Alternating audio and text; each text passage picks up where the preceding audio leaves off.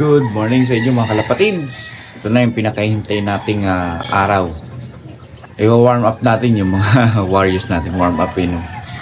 Para rondahin natin. Ayan. Binuksan ko na yung trapdoor. Ayan, isa-isa na lalabas yan. Ayan na. Ronda na.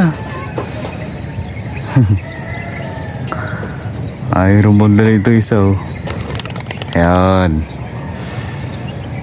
Yung dalawang magkasawa nandito sa loob mga kalapatids. Sana sila? Ayan.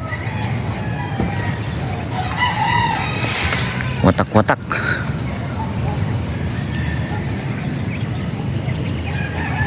Ayan sila.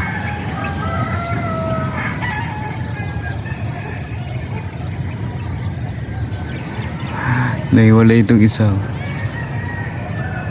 Yan, preparation para bukas mga kalapatids. Bukas yung ano nila, Bukawi, Bulacan, 25 kilometers. Yan.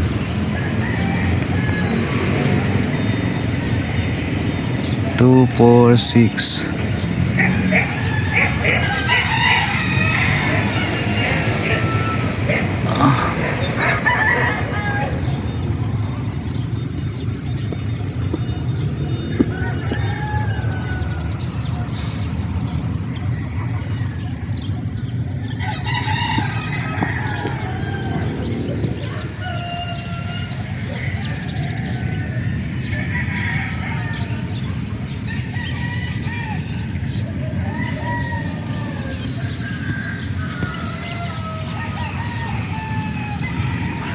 Maganda itong cellphone ng asawa ko na isusub natin ng malayo-layo.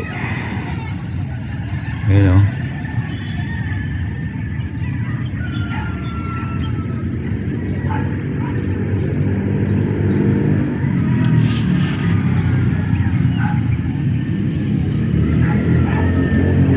Ayan, nag-raging na sila mga kalapatids. Taas.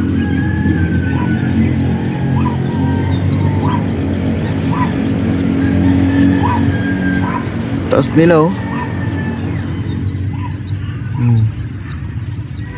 Dito yung isa. Hindi nasama doon sa raging. Late na kasi na lumipad. Ayan sila oh.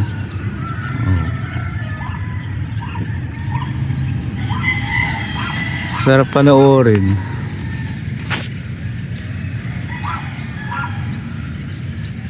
Ayan sila oh.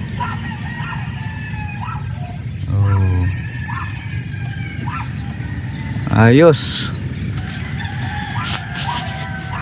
Ayos, nag-raging ito yung isa. Yan.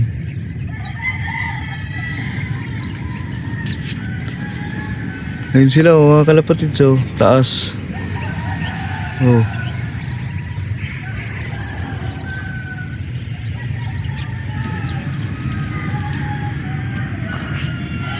So yun mga kalapatids, hintayin lang natin bumaba tapos pakainin na natin sila.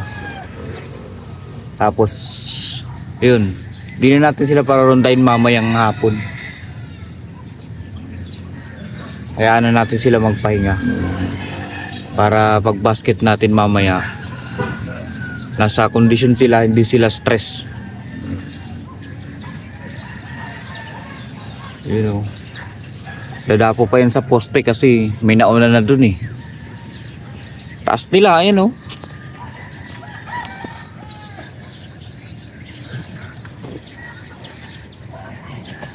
Ano yun? Pababa na mga kalapatids oh. Ilang minuto din. Okay na din yan. At least nag-raging sila. May mga kasabay pang isa oh. Ay hindi, sa atin nata yan. Si leader ata.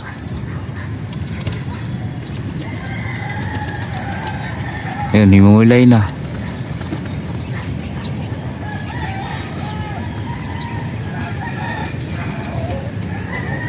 Ayan, bababa na yun dyan sa poste. Hayaan lang natin. para makapag-relax sila.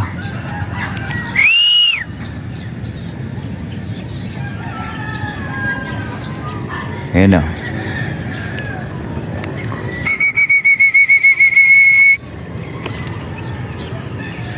Yan, sa poste nga kasi nakita nila meron ano dun, nakadapo.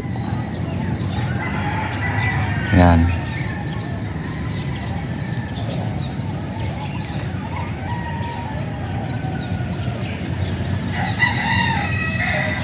Wag lang nila gagawin yung pagkarera na tulas tayo dyan. So mamaya na lang mga kalapatids sa basketing. Yan, bumaba na sila mga kalapatids, pero nandun pa yung iba. Si Basil, si Leader, tapos si Frankie. Ayan o. Hayaan lang muna natin sila mamasyal.